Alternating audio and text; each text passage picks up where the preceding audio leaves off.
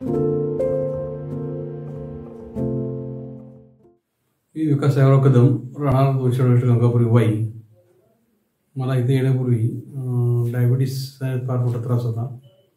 वजनही वाढलं होतं थोडं. मी 8 दिवस इथे 9 दिवस राहिलो. 10 दिवसाची सरासरी इथे कॅम्प असतो. 10 दिवस शिबिर असते. ती 9 दिवस मी आज काढली. पहिले 7 दिवस मी उपास केला. फक्त शिवंब बिरू आणि पाणी, पूर्ण उपास. आणि 7व्या-8व्या दिवशी मी उपास सोडला. उपास सोडल्यानंतर जरा चांगलं फ्रेश वाटलं आणि माझं वजन जे होतं ते जवळजवळ 7 किलो कमी झालं. फ्रेश वाटलं एकदम.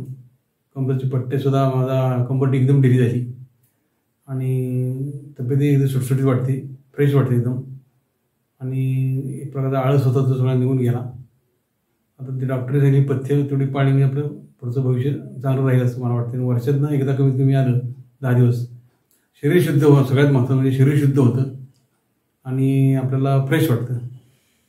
मन आनंदी राहतं. डोक्यात कुठले विचार येत नाहीत. इथलं वातावरणसुद्धा फार छान आहे. आजूबाजूला झाडी आहे, जंगल टाईप सगळं आहे व्यवस्थित आणि आनंदी वातावरण आहे. येऊन समाधान वाटतं, एकदम आनंद वाटतो.